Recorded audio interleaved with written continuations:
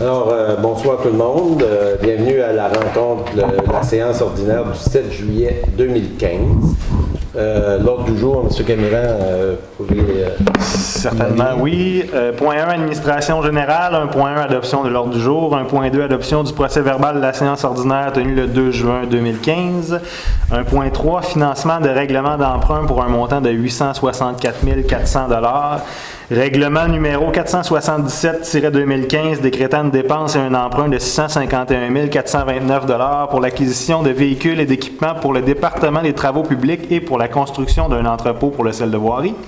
Règlement numéro 486-2015 décrétant un emprunt de 93 000 $ pour l'exercice financier 2015, conformément à l'article numéro 11 du chapitre 30 des lois de 2013. Règlement 490-2015 décrétant un emprunt de 120 000 $ pour le financement de la subvention accordée par le ministère de la Culture et des Communications dans le cadre de l'entente triennale 2014-2017 concernant l'aide à la restauration du patrimoine bâti du site patrimonial de Percé. 1.4, dépôt des résultats des indicateurs de gestion municipaux pour l'année 2014. 1.5, approbation des comptes. 1.6, pacte fiscal avec le gouvernement du Québec demande de la FQM de soutenir la démarche de la négociation proposée par les délégués présents au grand rendez-vous des régions du 3 juin 2015. 1.7, section d'ancienne route sise sur le lot 5 569 302. 1.7.1, fermeture à la circulation. 1.7.2, vente à M. François Brière. 1.8, vente de terrain, régularisation d'empiètement sur des terrains de la ville, secteur de la rue du Cap-Barré. 1.8.1, M. Laurier-Vibert, lot 488-6-5, partie. 1.8.2, Mme Mélissa Vallée et M. André Després, lot 488-6-5, partie. Et lot 488-6-6, partie.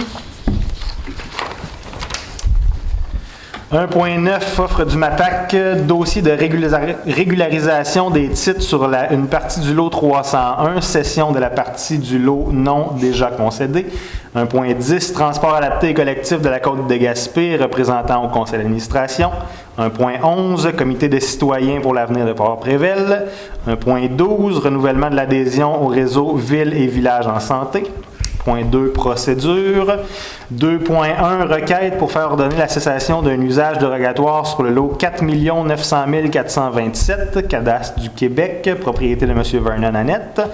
2.2, requête pour faire ordonner la cessation d'un usage dérogatoire sur le lot 4 900 026, cadastre du Québec, propriété de M. Vernon Annette. 2.3, requête pour faire ordonner de cesser de rejeter ou de permettre que soient rejetées des eaux ménagères en provenance d'une résidence dans l'environnement et pour faire ordonner de rendre les installations septiques conformes au règlement sur l'évacuation et le traitement des eaux usées des résidences isolées. Sur le lot 786, partie, canton de Percé, propriété de Mme Brigitte Sweeney. 2.4, requête du faire ordonner la cessation d'un usage dérogatoire et l'enlèvement des débris d'incendie sur le lot 799-1, canton de Percé, propriété de M. Michel Després. 3.3, voirie municipale. 3.1, reddition de compte 2014, programme d'aide à l'entretien du réseau routier municipal. 3.2, engagement de 4 manœuvres post-temporaires de 6 semaines. 4, hygiène du milieu. 4.1, remplacement de la conduite d'eau potable sur le pont P02-828, secteur de l'Anse-à-Beaufils. 4.1.1, résultat de l'appel d'offres sur invitation, fourniture de conduite d'eau potable. 4.1.2, résultat de l'appel d'offres sur invitation, fourniture de l'isolation en usine sur conduite et traçage électrique. Point 5, aménagement, urbanisme et développement. 5.1, règlement sur les plans d'implantation et d'intégration architecturale. Construction d'un garage privé au 1156 route 132S à Barachois. Correction de la résolution numéro 124-2015. 5.2, comité de concertation du Barachois de Malbaie demande d'aide financière pour l'embauche d'un guide interprète et l'organisation de la journée festive Le Barachois en fête. Point 6, tourisme. 6.1, renouvellement de l'entente avec les Calèches du Rocher. Point 7, loisirs et culture. 7.1, unité régionale loisirs et sports, Gaspésie, Île-de-la-Madeleine. Demande d'appui. Demande au gouvernement du Québec de confirmer au plus tôt le financement de l'URLS et de déposer la politique du loisir et du sport d'ici l'automne. Merci, M. Camiran. Ça fait plaisir. Alors, l'adoption de l'ordre du jour, M. Warren. Avant de commencer, j'aimerais m'adresser aux gens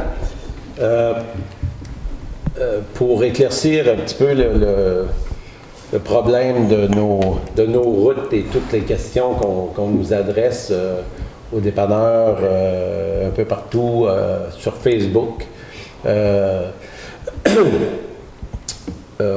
Il y a des fois c'est dur pour nous, puis on n'est pas ici pour se faire dire des choses comme ça, de se faire, je dirais, attaquer un peu. Donc on ne règle pas les choses comme ça ici. Donc, il y a 110 km,31 dans la ville de Percé, qui est des routes secondaires qu'on doit entretenir. Puis ça, c'est un peu comme un souper. Il y a un premier qui est servi, puis un dernier qui est servi. Puis on ne peut pas aller plus vite que l'équipe peut aller aussi. Alors, pour faire les travaux de patchage, pas le nom français, là, travaux de patchage, le plan d'asphalte a ouvert le 18 juin. 18 juin, ça fait pas loin, là, tu sais. 18 juin, c'est un jeudi. Alors, l'équipe a commencé à travailler la semaine d'après, qui a été la semaine de la Saint-Jean, qui a été une belle semaine de pluie, donc ils n'ont pas pu travailler. Et donc, puis en plus, on a commencé par les travaux les plus urgents, ça veut dire les travaux, les chemins, les trous qui étaient les plus dangereux. Et nous sommes toujours en action à ce niveau-là. On aimerait que les gens soient patients un peu, parce que, comme je disais tantôt, il y a un début, puis il y a une fin. On y va par ordre de priorité. Et soyez assurés que dans les prochains jours et les prochaines semaines, vous serez, on passera chez vous, arranger les chemins. C'est malheureusement ça. On a un budget qui est très serré là-dedans depuis 93. Depuis 93, on a le même budget associé aux réparations de routes secondaires. Alors, soyez indulgents un peu. Puis, je veux dire, personne ici a le goût de se faire rentrer dedans là, pour les chemins. On est tous conscients que c'est un problème. C'est un problème chacun chez nous. Alors, voilà. Un autre petit mot que je voulais dire, puis je voulais m'adresser surtout aux commerçants. En juin, il y a eu l'Assemblée générale annuelle de l'Office de tourisme de Percé, où on a combien de membres? 8. Non, combien de... Combien de membres de l'Office? Ouais. Je ne sais pas, 160 et plus aujourd'hui? 160 et plus. Il y a eu 2 commerçants de Percé qui étaient présents. Vous faites ce que vous voulez, vous êtes libre. Cependant, si on veut relancer l'industrie touristique, ça va passer par l'industrie touristique.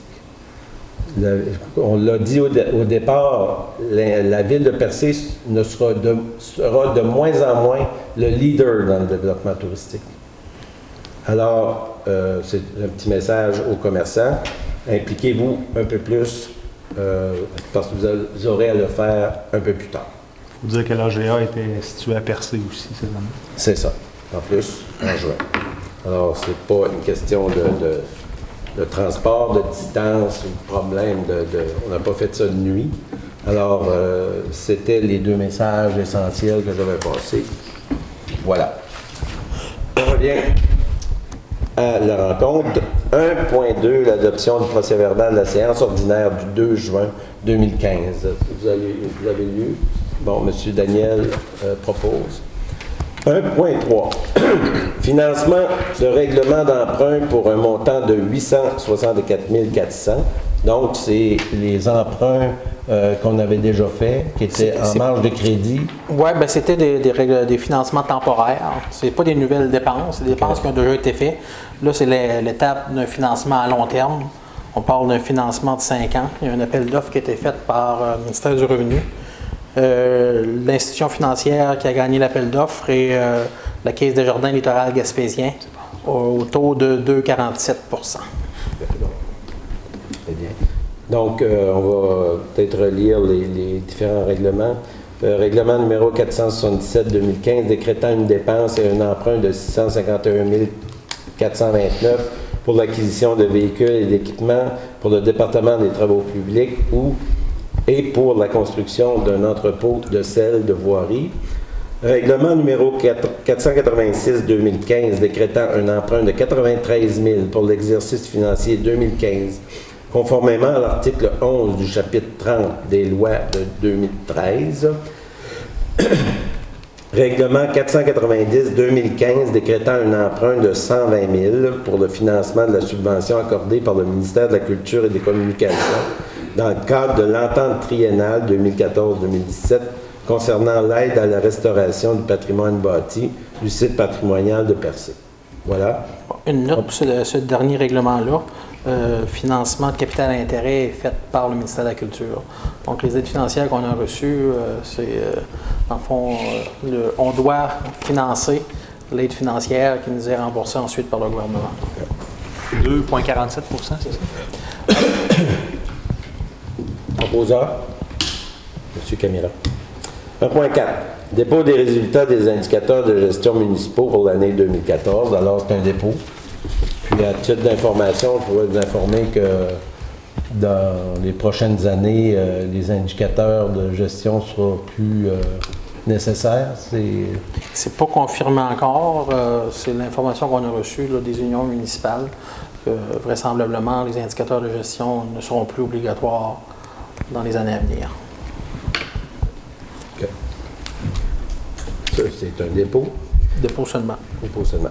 1.5. Approbation des comptes. On a... vous avez vérifié, on a discuté hier. Oui. Juste un point, ça concerne le rapport financier. Ce serait intéressant si les faits saillants étaient de mentionner à la population, entre autres, il y a certains postes budgétaires où on est peut-être en dépassement, puis il va falloir peut-être trouver des solutions pour dépasser globalement. Je ne sais pas si le directeur général va faire un topo de ces points-là. Dans le fond, rendre public le rapport financier, c'est déjà de l'information publique. Il va être sur le site? C'est pas sur le site, mais c'est de l'information qui est disponible quand quelqu'un en fait la demande.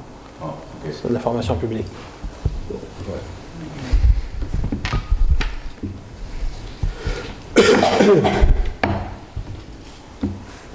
OK.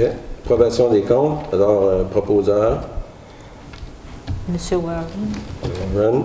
1.6. Pacte fiscal avec le gouvernement du Québec. Demande de la FQM de soutenir la démarche de négociation proposée par les délégués présents au grand rendez-vous des régions du 3 juin 2015. Donc, la Fédération des municipalités du Québec sont en démarche. Il y a la Fédération des municipalités du Québec, il y a pas la Fédération, l'UNQ. Pardon?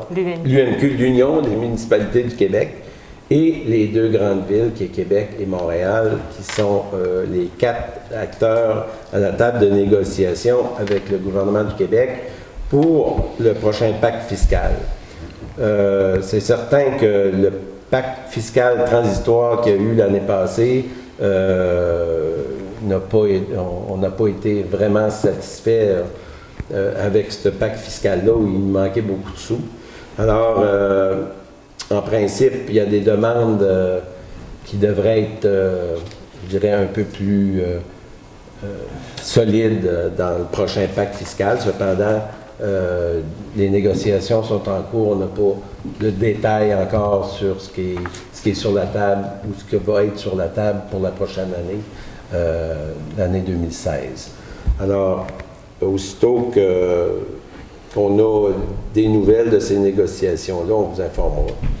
Parce que c'est important dans l'ensemble de la gestion de la ville de Percé, au niveau des revenus et dépenses qu'on a à faire à la ville. 1.7, section, voyons, le pacte fiscal, là, on a tout besoin du proposeur, Renaud, M. Camiran. 1.7, section d'ancienne route sise sur le lot 5 569 302. C'est les nouveaux numéros de lot. Numéros de lot. Alors, 1.7.1, fermeture à la circulation. Puis 1.7.2, vente à M. François Brière. Je comprends que c'est l'ancienne route qu'il y a sur le camping. Oui, ancienne route qui aboutit derrière le camping. Monsieur Brière a demandé pour la petite section qui touche à sa propriété, c'est de 237,3 mètres carrés, la tête lotir, parce que maintenant, on ne peut plus vendre des parties de l'eau.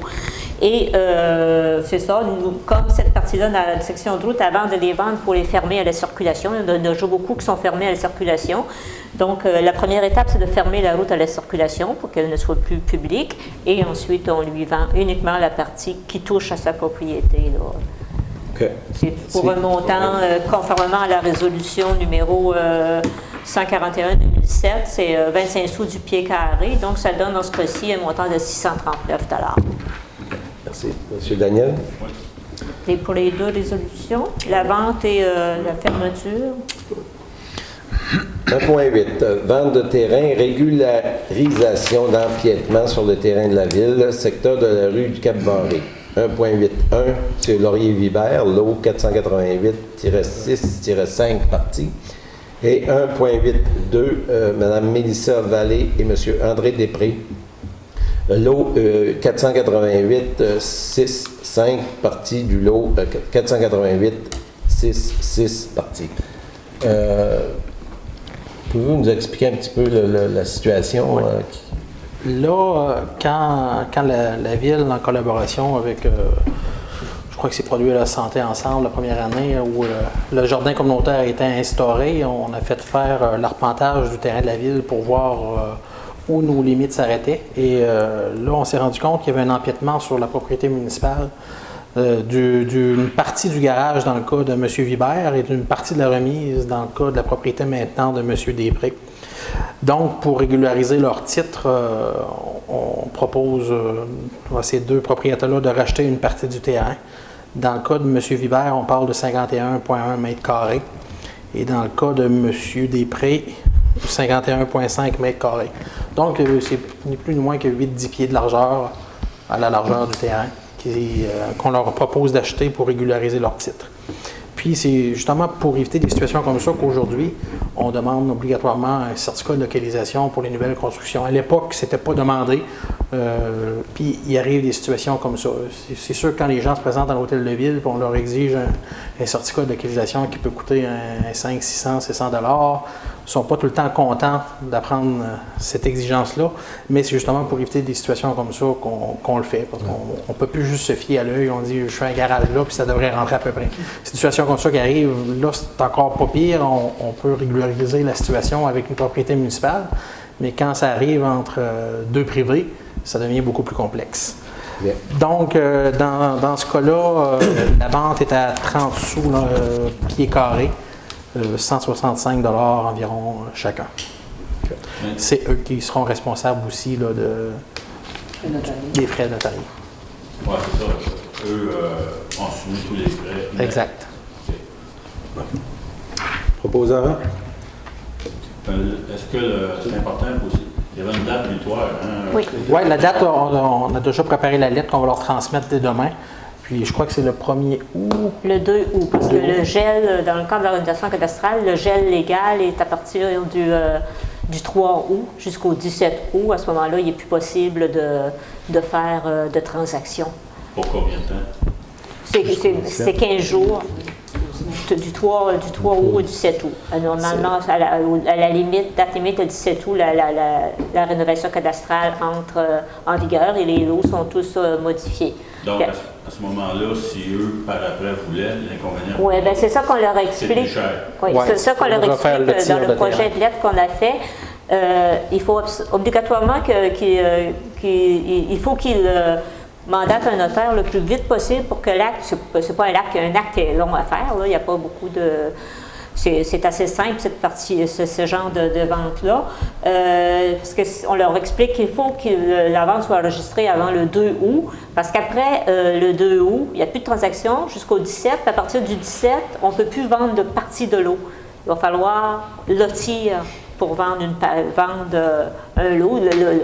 Donc, ce ne serait plus partie du lot 488-6-5. Ça va être un lot dans les 5 millions là, qui serait créé à ce moment-là. Puis, les frais bien, ça serait à leur charge. Donc, ça augmenterait. Donc, c'est important pour eux qui veulent régulariser leur situation qu'ils le fassent dans les délais. Bien. Donc, c'est monsieur... Est-ce que le voisinage immédiat est au courant de la situation? Est-ce qu'il y a quelqu'un qui... Au courant de la situation, vous voulez dire? C'est en arrière. C'est entre ces deux propriétaires-là et le jardin communautaire. Là. Sur les côtés qui dévouent, ça va... Les voisins de l'autre côté, eux, n'ont pas d'empiètement, ils n'ont pas de titre à régulariser. Si un autre voisin qui borde le terrain du jardin communautaire voudrait acheter une partie de terrain, on est ouvert à leur vendre aussi pour agrandir leur propriété. Mais on n'a pas de titre à régulariser avec les autres propriétés. C'est ça que vous voulez savoir? Oh, s'il y avait les mêmes... Oh. Le proposeur? M. Warren. Merci. 1.9, offre du MAPAC, dossier de régularisation des titres sur une partie du lot 301, cession de la partie du lot non déjà concédée. Madame... Bon, c'est ça. En 2010, la ville de Percé et M. Lloyd Cahill, qui occupaient tous les deux le lot 301, ont signé une entente suite à la demande du ministère, du MAPAC, pour régulariser leurs titres parce qu'on n'avait pas des titres clairs. Il y avait déjà on avait déjà une partie pour lesquelles il y avait des lettres patentes qui avaient été concédées, mais ils se sont aperçus qu'il y avait des erreurs dans ces lettres patentes-là. Donc, la première étape, c'était de faire corriger ces lettres patentes-là. On a mandaté un arpenteur qui a tout fait le travail nécessaire. Et bon, dernièrement, le MAPAC, suite au travail effectué par l'arpenteur, au dépôt des plans, le MAPAC a accordé les lettres patentes à la ville et à M. Cahill sur les sections pour lesquelles il y avait déjà eu des lettres patentes. Donc, il a émis des lettres patentes corrigées. Il reste une autre partie, autant pour M. Cahill que pour nous, pour lesquelles il n'y a jamais eu les titres n'ont jamais été concédés. Donc, c'est cette partie-là. Donc, c'est la dernière étape de l'entente qu'on avait signée. Donc, le ministère nous offre de l'acquérir pour un montant total, un montant de 656,51 plus 125 $ pour le paiement des frais de publication des lettres patentes. Donc, ensuite, on va vraiment avoir des titres clairs là, sur ces lots-là. C'est le terrain pour les gens, le terrain où est situé le réservoir d'eau à Cap-Rouge. Merci. Proposeur, M. Camira. 1.10, transport adapté et collectif de la Côte-de-Gaspé, représentant au conseil d'administration. Alors, comme l'an passé, c'était M. Reil qui faisait partie de... Notre représentant, son mandat est terminé. M. Réel est intéressé à faire un autre mandat. Donc, proposition. M. Daniel. Comité de citoyens pour l'avenir de Fort-Préville. C'est un comité qui existe depuis très tôt ce printemps où M. Cabot faisait partie de ce comité de citoyens-là pour l'avenir de Fort-Préville, qui est situé aux limites de notre ville, Saint-Georges-de-Malbaie. Maintenant, ce comité de citoyens-là s'officialise et pour permettre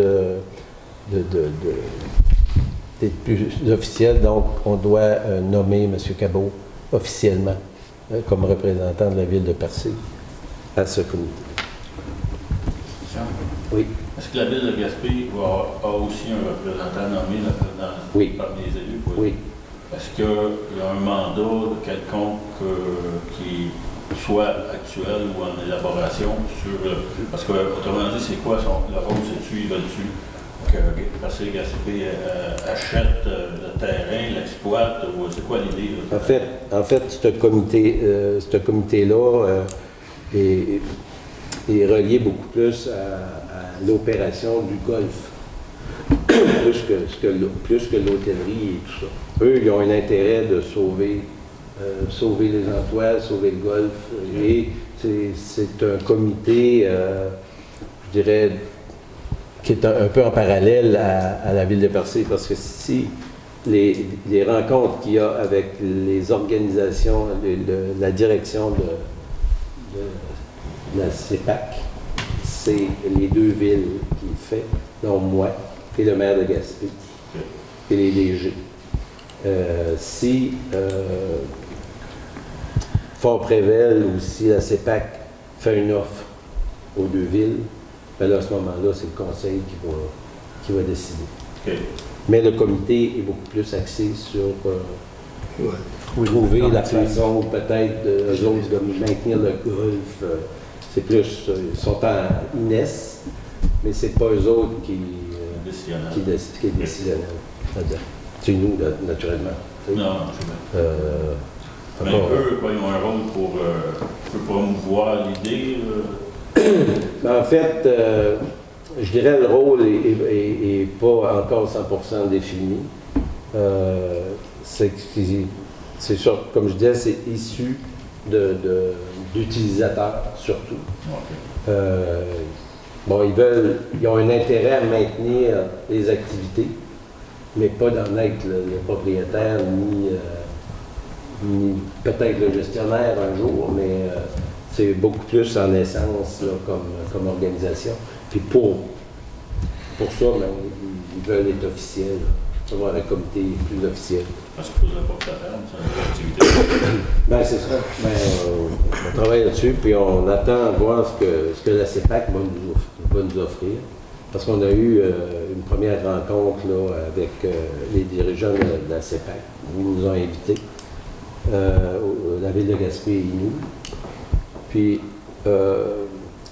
on leur a demandé un paquet de documents là, pour nous donner un petit peu, nous faire une tête sur la situation réelle là, de Prével. Alors, on est au début.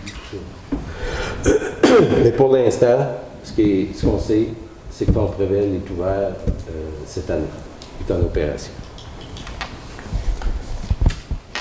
Donc, un proposeur pour M. Cabot, M. Camiran. OK.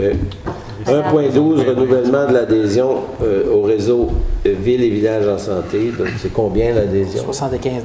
75 2.1, requête pour faire ordonner la cessation d'un usage dérogatoire sur le lot 4 900 427, cadastre de Québec, propriété de M. Vernon Annett. Donc, 2.2, c'est la même chose. C'est quel lot, là? Une autre propriété. Okay. C'est deux mandats différents. Okay. Dans le fond, les 4, c'est pour donner le mandat à nos procureurs, le CIR Mainville, de prendre des procédures contre ces propriétaires-là pour des usages dérogatoires dans les 2 premiers cas. Dans le 3e cas, c'est pour le rejet des eaux usées dans l'environnement. Et finalement, pour le 2.4, c'est pour une maison qui a été brûlée et qui n'a pas été nettoyée après le sinistre. Donc, on peut... Un proposeur pour les 4? Oui. Proposeur pour les 4, M. Warren? Et ça, ces procédures-là, lui, là, s'il se conforme après avoir reçu ces lettres-là, c'est réglé. Il n'y a pas la perte de l'usage dérogatoire. Non. OK. Donc, il va devoir se conformer. C'est ça. Une formalité légale. C'est ça. Souvent, on a fait une première approche avec la correspondance municipale. La prochaine étape, c'est donner le mandat à un procureur, des avocats. Souvent, quand on reçoit une lettre d'avocat, on est toujours un peu plus enclin à écouter. Puis, dans les cas ils ont tous déjà reçu des lettres. La OK. majorité n'ont Puis, la toujours- prochaine étape, suite à ça, si c'est toujours pas réglé, c'est le tribunal. OK. Merci. Proposeur? Monsieur Warren. C'est déjà proposé, M. Warren. Voirie municipale, 3.1, reddition de compte 2014, programme d'aide à l'entretien du réseau routier municipal. Donc, c'est ce que je disais tantôt, là, le montant. Oui, comme vous l'avez dit d'entrée de jeu, c'est avec la réforme Ryan en 1993, le gouvernement nous a rétrocédé environ 65 km de route, dans notre cas, avec une enveloppe de 155 000 $ pour faire l'entretien, autant l'été que l'hiver. Aujourd'hui, c'est une dépense, ces 65 km-là, c'est une dépense de tout près de 800 $ pour nous. Et on a toujours le même 155 000 $ d'aide financière de Transport Québec. Ils nous demandent de faire une reddition de compte. Bien entendu, la reddition de compte n'est pas tellement compliquée à faire, mais c'est quand même, il faut passer par Raymond Chabot pour la faire. Ah, C'est des frais, mon cher. C'est ça. Combien ça nous coûte pour faire cette édition-là? J'ai pas le montant de la facture devant moi, mais c'est rarement en bas de 5 000 $. Là. Puis on n'a pas le choix. Oui. un peu ça. Fait que là, c'est l'adoption de la reddition de compte avant de transmettre ces documents-là aux affaires municipales et à Transport Québec pour recevoir notre aide financière. Ça a déjà été transmis, maximum Ça- 4 OK, maximum résolution. C'est Daniel. 3.2, engagement de 4 manœuvres, poste temporaire 6 semaines.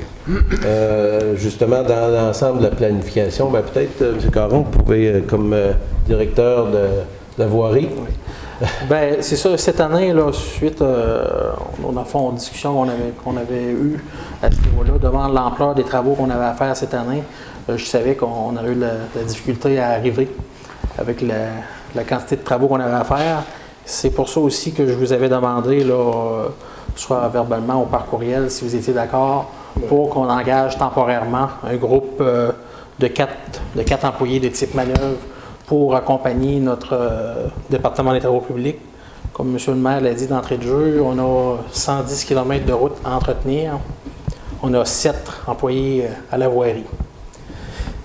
Pour faire des équipes de travail, pour faire la réparation des nids de poules ou le patchage, ça nous prend un minimum de 6 employés. Donc, on s'entend qu'avec un groupe de 7, il ne reste plus beaucoup de monde pour faire d'autres choses que de la réparation de trous d'asphalte. Donc, les 4 nouveaux qu'on a engagés, que ça fait déjà 2 semaines qu'ils travaillent pour nous, sont affectés, sont dédiés aux réparations d'asphalte uniquement, ce qui nous permet de dégager une autre équipe à travers nos employés de voirie pour faire d'autres travaux, que ce soit de réparation de l'accotement, de la niveleuse, des réparations d'entrée qui étaient brisées, d'autres réparations de route.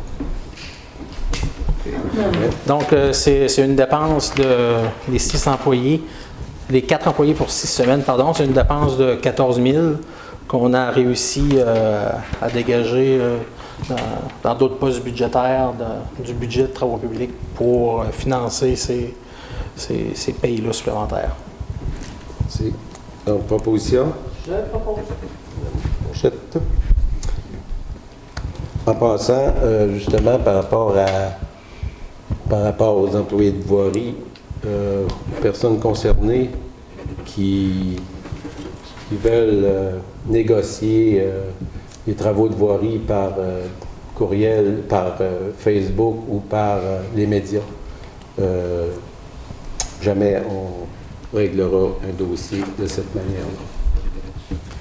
Clair. Gêne du milieu, 4.1, remplacement de la conduite d'eau potable sur le pont P02828, secteur en Sabot-Fils.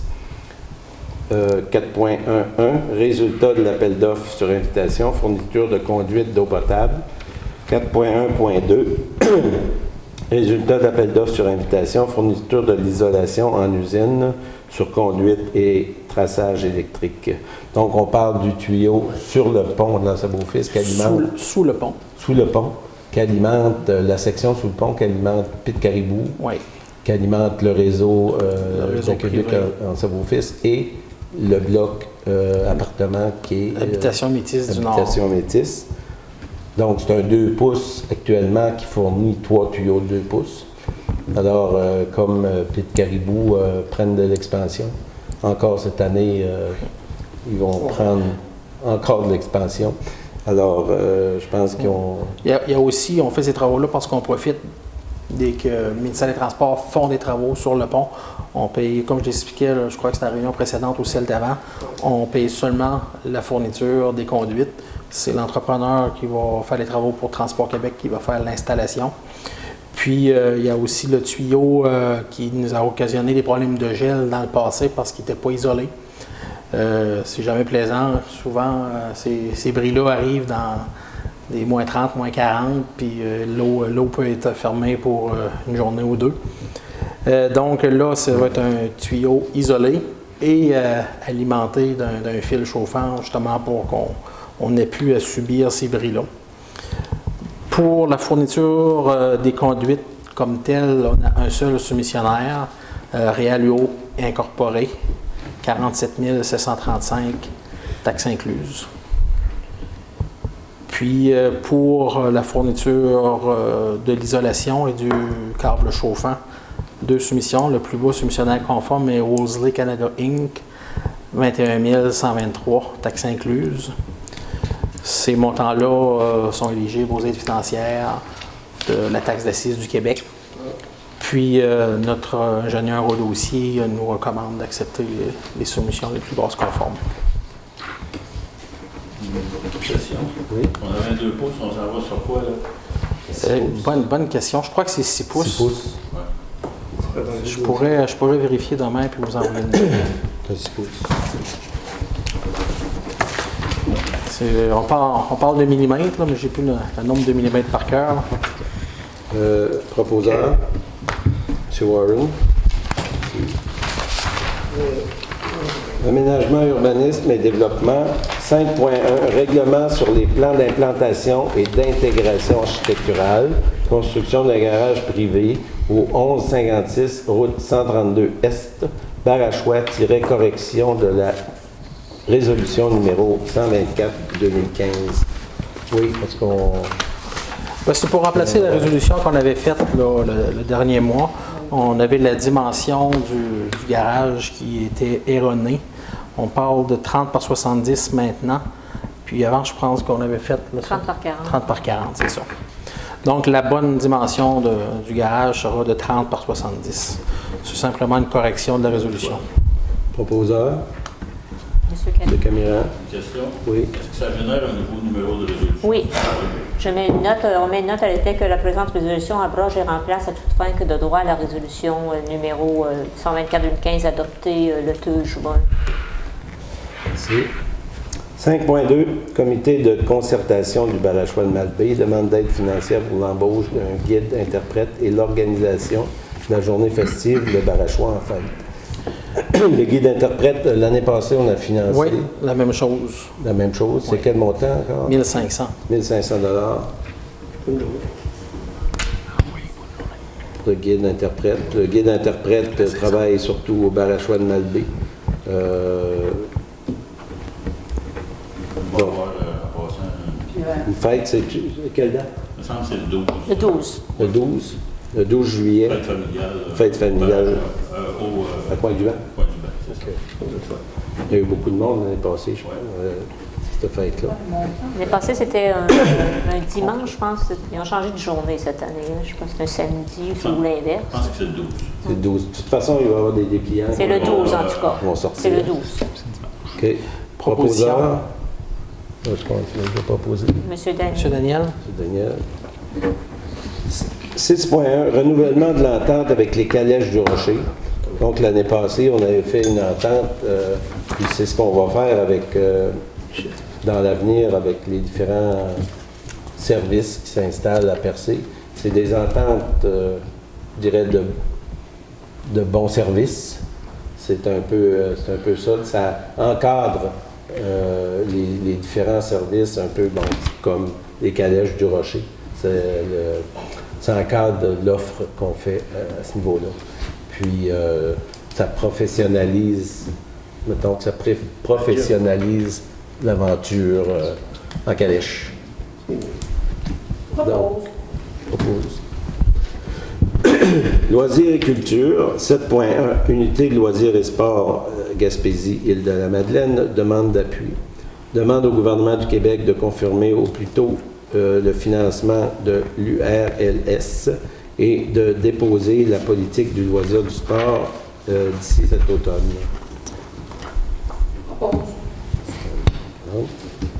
Dans Affaires nouvelles, j'avais juste une petite information à apporter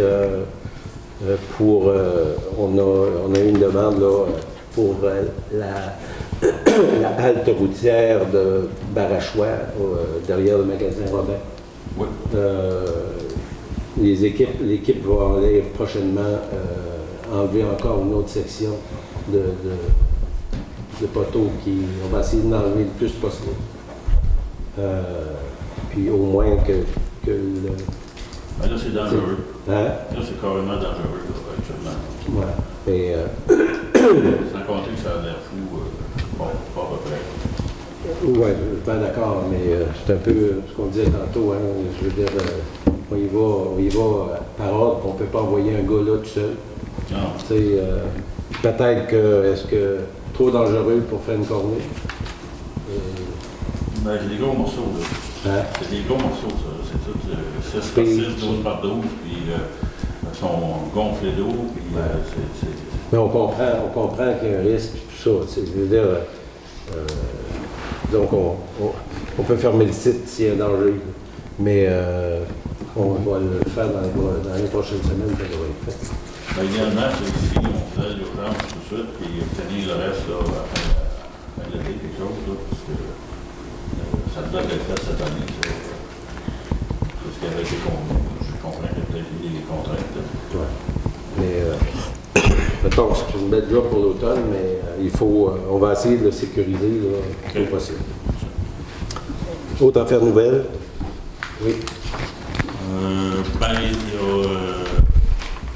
il y a des démarches là, qui ont été entreprises avec le ministère des Transports. Il y a des gens qui demandent, qui ont fait une pétition l'an dernier pour baisser la vitesse à 50 km/h dans le village. Ils vont faire des tests cet été, puis devraient nous donner la réponse si oui ou non, ils vont la baisser autour du 15 septembre. Puis, j'aurais aimé savoir si, étant donné que le représentant du Géoparc, puis peut-être Michel, s'il y aurait un compte rendu des étapes où est-ce qu'on est rendu avec le dossier, c'était possible. Oui, bien, je pense qu'on peut le faire. Peut-être en période de questions, est-ce que ça vous dérangerait, monsieur? OK. C'est bon. D'autres affaires nouvelles? Donc, je vous inviterai peut-être, si vous voulez, je vais vous faire une... En fait, à ce stade-ci, on est en train de surtout travailler sur les plans et devis de tous les éléments du projet, presque, en même temps. Ça veut dire qu'on travaille sur les plans préliminaires, les croquis du centre d'interprétation. On a des premiers croquis de notre aménagement de site qui sont réalisés, qui sont à valider éventuellement avec vous d'ailleurs. Même chose pour la passerelle. On a ce qu'on appelle un plan de blocage. On a déterminé le modèle de la passerelle, qui va être en partie en verre, en partie en bois pour le plancher. On a soumis ça au ministère de la Culture présentement pour approuver, comme ils doivent le faire parce que ça fait partie de l'arrondissement naturel. Donc, ils vont approuver notre choix de matériaux, de couleurs. En fait, ils peuvent décider d'à peu près tout. Donc, c'est soumis pour un premier avis. Après, quand on aura terminé les plans plus à la fin de l'été, on va passer au début de l'automne, après, aux appels d'offres pour construire tout ça. En fait, grosso modo, c'est là où on est rendu. On est en plans et devis pour tous les éléments du projet présentement. Essentiellement. Si vous avez des questions. Avez-vous des questions? On est rendu avec du glamping aussi.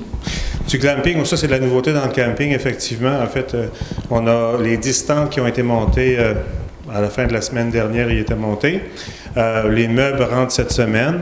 À la fin de semaine qui vient, en fait, tout va être fonctionnel, en fait, une semaine avant les vacances de la construction. Donc, effectivement, le glamping commence dans une semaine, c'est débuté. Félicitations. Puis, on a des travaux quand, les premières pépines qu'on... Bon, on aurait aimé que ce soit au mois de septembre. On a des petits retards au niveau de la production des plans, des autorisations du ministère de la Culture. En fait, c'est plus long que prévu parce qu'il y a des gens en congé, il y a moins de personnel qu'auparavant. On pense plus au mois d'octobre qu'au mois de septembre déjà maintenant. OK. Est-ce que vous pensez que vous allez pouvoir prendre ces... faire ça en même temps, comme la passerelle avec la tyrolienne aussi? La tyrolienne, on va attendre de voir, en fait, on va attendre d'être plus avancé pour connaître davantage les coûts réels de construction avant d'engager des dépenses comme ça qui ne sont pas nécessaires. Par contre, pour ce qui est de la passerelle, du centre d'interprétation, des stationnements, éventuellement, ça pourra tout se faire en même temps, notamment parce que ce ne sont pas les mêmes entrepreneurs qui font ça. Et tous les plans de devis devraient arriver prêts à la toute fin de l'été en même temps pour des appels d'offres, pour commencer la construction. Tout ça, on espère évidemment l'automne prochain avant le début de l'hiver. Si jamais on se fait prendre par l'hiver, on reportera les travaux au printemps, mais on essaie de commencer avant l'hiver. C'est bien. Oui, M. Et nous autres, notre partie du dossier, il y a deux éléments importants. Je pense qu'il y a la caution et il y a l'expropriation. Est-ce qu'il y a des développements de ce côté-là? Bien, pour la caution, on attend... Caution, on a rencontré le cabinet du ministre Moreau et le contentieux des affaires municipales le 25 juin. On est en attente d'un retour de leur part sur l'avis juridique qu'on leur a transmis. J'ai parlé aujourd'hui à un des attachés politiques du ministre Moreau. Le dossier chemine, le contentieux a pratiquement terminé l'analyse de l'opinion juridique. On devrait avoir une nouvelle, je l'espère, au début de la semaine prochaine. Pour l'expropriation, on a reçu hier un projet préliminaire d'un évaluateur. Qu'on va travailler ensemble. Qu'il va falloir analyser de notre côté avant de pouvoir en discuter. Une question? Bonsoir, Louis Beaulieu du Cap-Blanc. Je voulais savoir où on est né sur la question qui est quand même majeure pour percer de la remise à neuf de la promenade. De la promenade, on a le 26, donc je reviens un petit peu en arrière, ça fait à peu près 1 an et quelques là, qu'on travaille avec et à la Ville et avec le gouvernement du Québec à déterminer les étapes pour arriver à réaliser ce gros projet-là, qui est un gros projet, qui va prendre quelques années, naturellement. Le 26 juin dernier, le ministre D'Amour est venu ici à Percé rencontrer le conseil municipal et les différents intervenants du tourisme pour nous rassurer et nous annoncer qu'à travers la stratégie maritime, le gouvernement du Québec va supporter la construction d'une nouvelle promenade, d'une nouvelle protection du littoral avec une promenade dessus. Les premières étapes sont les études d'impact. On a à peu près, je dirais 2 ans, 18 mois, 2 ans d'études d'impact à faire, à mettre en branle, qui va prendre à peu près pour réaliser ce gros projet-là, parce qu'on est dans la mer, on est sur la plage, on a la totale à percer là, pour ce qui est de ça. Donc, le financement pour réaliser cette première tranche d'études-là devrait arriver aussitôt que cet été pour qu'on puisse mettre ça en route parce que c'est le plus long. Et après ça, au fil des mois, on va continuer les autres étapes importantes à réaliser avant pour connaître en fait en bout de piste le montant exact et la structure, le type de structure finale qu'on devrait apporter. Donc, il est considéré par le gouvernement du Québec comme faisant partie intégrale de la stratégie maritime. Mais est-ce qu'un échéancier a été établi? Est-ce qu'on sait à peu près quand le problème, on projette de savoir quand le problème pourrait être réglé? En fait, l'échéancier va aller aussi vite que les travaux de préparation. on a une durée de vie estimée de la promenade, là, quand je parle de promenade, c'est du mur de protection qu'on a. On a un estimé de vie par Oranos qui tourne autour de 5 à 6 ans, qui a un danger. Donc, le gouvernement du Québec est très conscient de ce danger-là, parce que si on n'est pas prêt, puis on répare ou on refait cette protection du littoral-là en catastrophe, ça va coûter 3 fois plus cher. Il est déjà défoncé, le mur. Oui, il est déjà défoncé. Cependant, il y a de la protection avec de la roche en attendant. Là, il y a eu un projet qui a été présenté, si je ne me trompe, l'automne dernier, sur des options là, pour justement remettre la promenade avec certains points d'intérêt de valorisation. Ouais. C'est ça. Est-ce que c'est quelque chose qui est considéré? Est-ce que c'est encore sur la carte? Oui, parce que cette première étape-là était de proposer différentes possibilités à la structure. Puis nous, ben c'est sûr qu'on évalue l'ensemble des propositions, puis on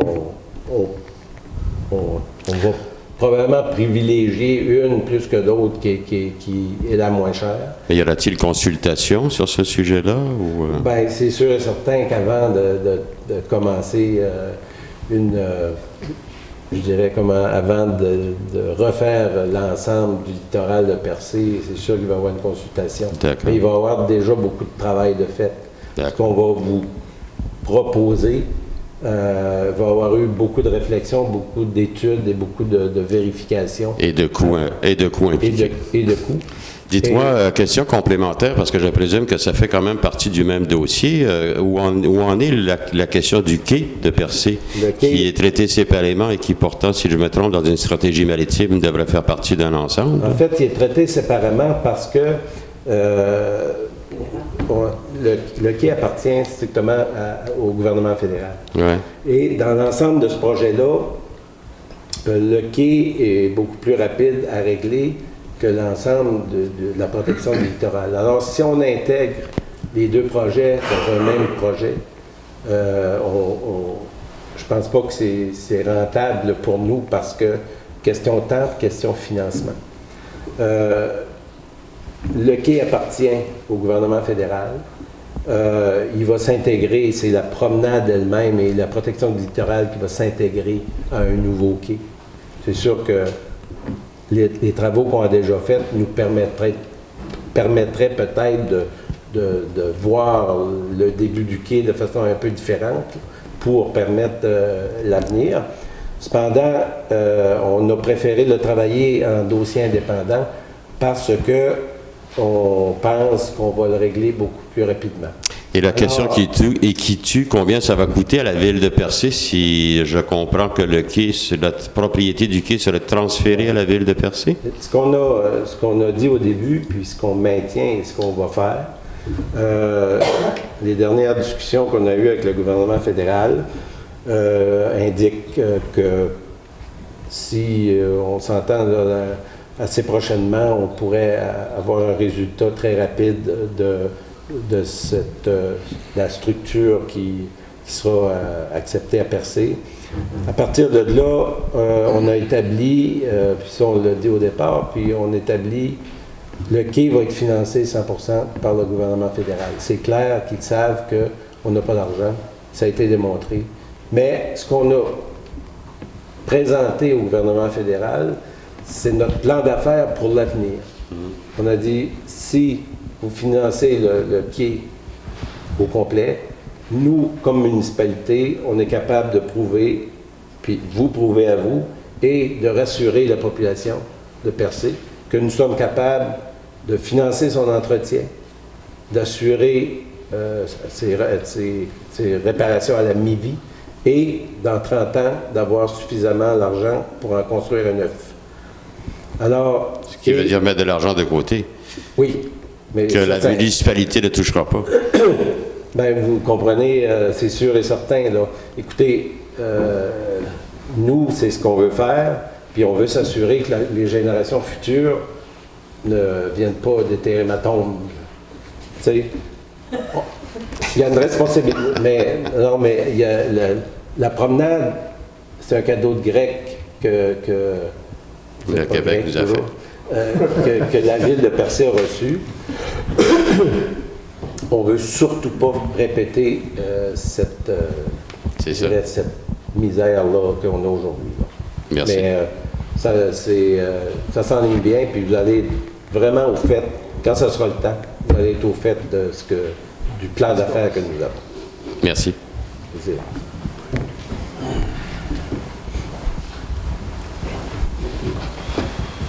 Bonsoir, Michel Fréchette, Cap d'Espoir. Je voudrais revenir sur quelques-uns des éléments traités ce soir.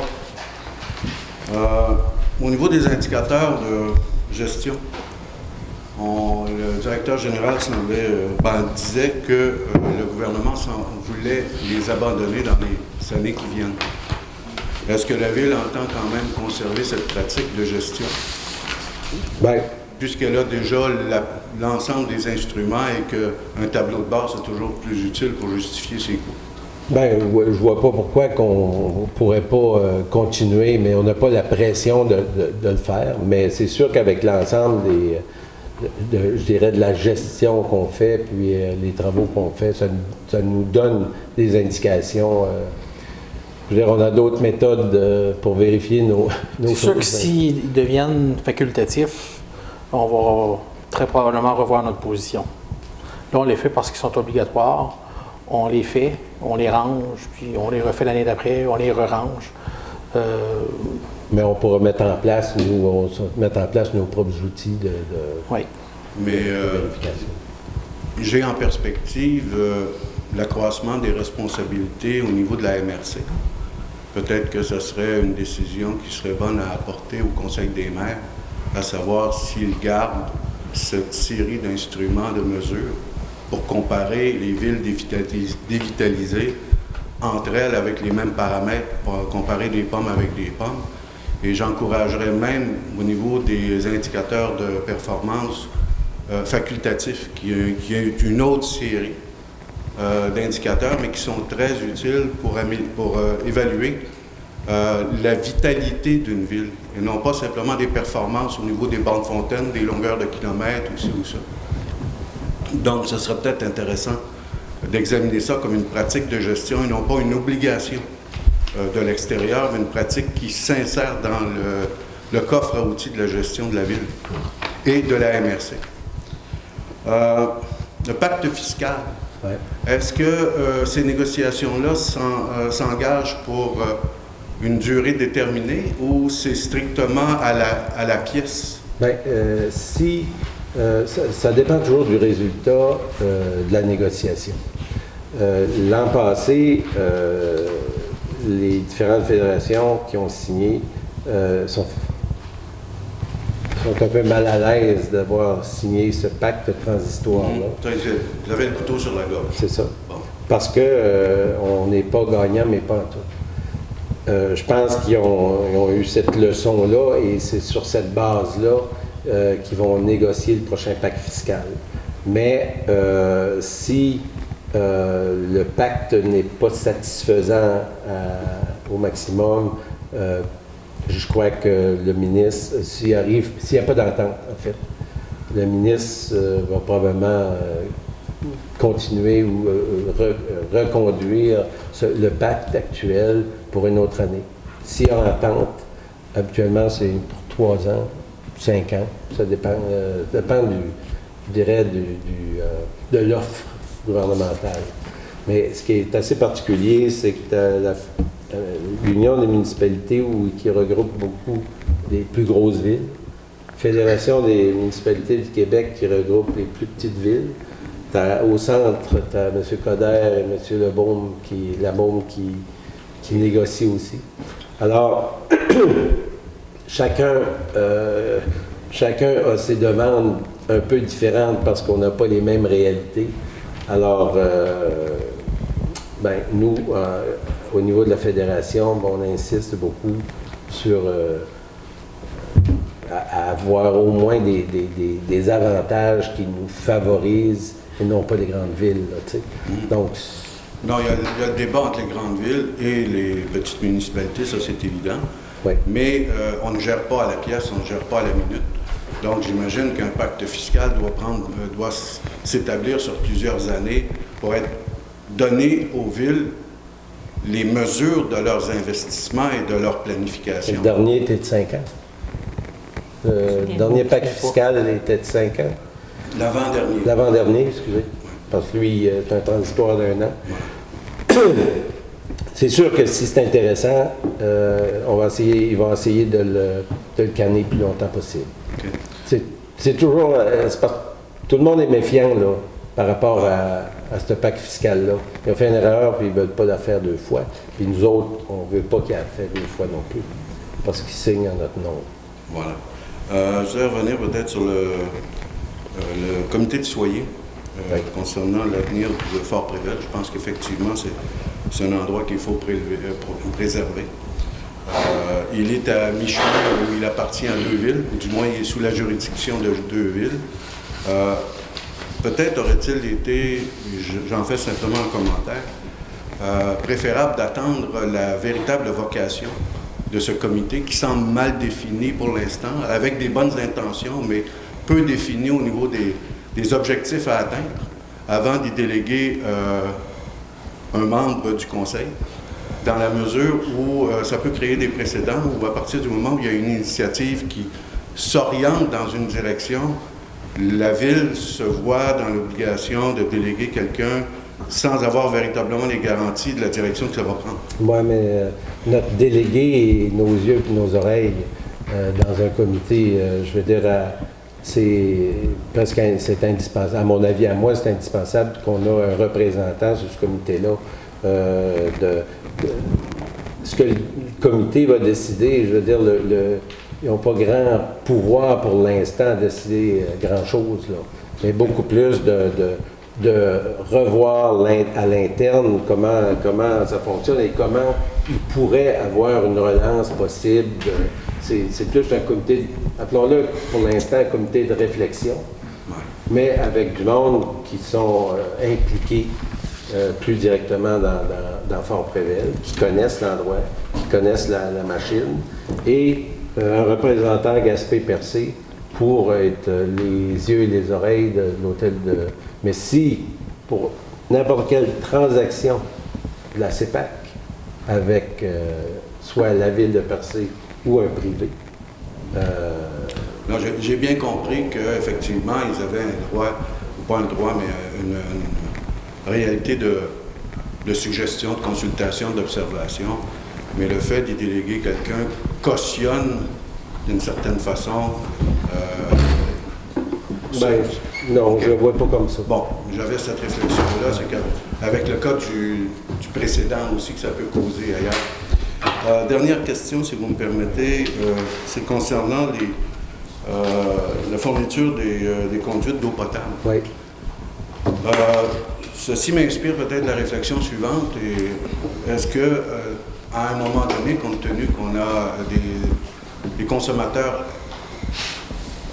individuels et des consommateurs corporatifs, comme vous avez mentionné, serait-il bon, à un moment donné, d'envisager qu'il y ait des compteurs d'eau pour certains? Oui, en admettant que la consommation moyenne d'un foyer s'étend, et d'autant plus qu'il y a plusieurs qui ne sont pas branchés sur l'aqueduc. Éventuellement, éventuellement... C'est des choses qui sont regardées avec la stratégie d'économie d'eau potable, parallèlement à la mise aux normes des installations de production d'eau potable qu'on a fait il y a 2 ans. Mais en fait, toutes les municipalités du Québec sont obligées de faire un bilan de leur stratégie d'économie d'eau potable, et si nous n'atteignons pas certains objectifs, qu'il y a un ratio par rapport aux litres qu'on est censé consommer versus au prix qu'on pourrait avoir, les affaires municipales pourraient nous imposer d'installer des compteurs d'eau. Ça pourrait être premièrement dans les industries, dans les commerces et ultimement dans les résidences. Surtout dans les commerces à Percé où tu as des consommations assez importantes. Dans les restaurants, les hôtels et tout ça, oui, ça fait... L'été dernier, on a fait un recensement ou une inspection des circuits réfrigérés qui sont refroidis à l'eau, des urinoirs dans les toilettes, des hôtels, des restaurants, pour voir les équipements qu'il y avait je peux dire ça, du débit permanent, qui est des outils qui sont plus recommandés aujourd'hui, qui est le changement de ces urinoirs-là pour des urinoirs qui ont...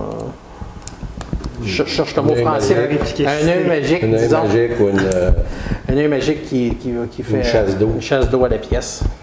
Mais plutôt que d'être réactif ou attendre les événements à partir du ministère, puisque la Ville se cherche des sources de financement d'une certaine façon et de régularisation, peut-être que ce serait intéressant de s'y engager en termes de réflexion sans, bien entendu, tomber dans le scandale BPR avec les compteurs d'eau à Montréal. Mais c'est dans cette optique-là que M. Caron nous dit qu'on a commencé à évaluer, à regarder si, d'abord, est-ce qu'il y a du gaspillage, un gros gaspillage, des fuites.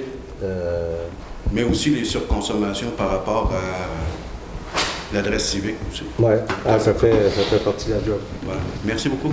Plaisir. Alors, merci beaucoup. Bonne soirée. Oui? Vous avez la santé. Ah! Il a proposé. Alors, merci beaucoup. Bonne soirée. Monsieur Daniel.